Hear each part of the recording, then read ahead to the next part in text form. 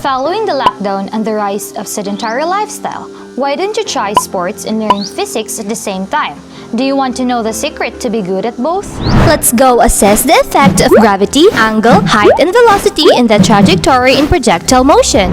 In sports, when you throw baskets, kick goals, smash shuttlecocks, its path is determined by projectile motion. What's projectile? Projectile is any object that once projected or dropped continues in motion by its own inertia, and the only force acting upon it is the downward force of gravity.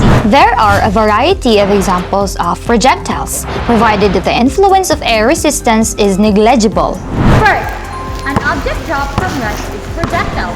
Once the ball leaves the hands of the player, it becomes projectile. Second, an object that is thrown vertically upward is also a projectile. Third, an object that is thrown upward at an angle to the horizontal is also a projectile.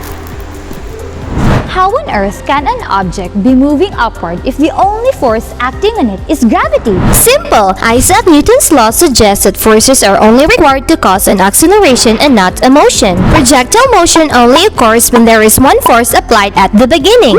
Projectile motion has two dimensions. The horizontal aspect of the motion has a constant speed. Thereby, we can use the speed equals distance over time equation, while the vertical aspect of the motion is acted upon by gravity with acceleration at the rate of 9.8 meters per second squared. If suppose gravity can be switched off, the projectile will travel in a straight path and would continue in motion at constant speed. There are three factors to projectile motion: angle of release, velocity of release, and height of release. To further understand projectile motion, we need to know the time of flight and range.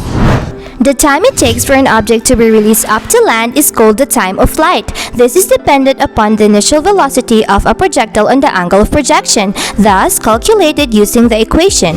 The horizontal distance traveled is called the range.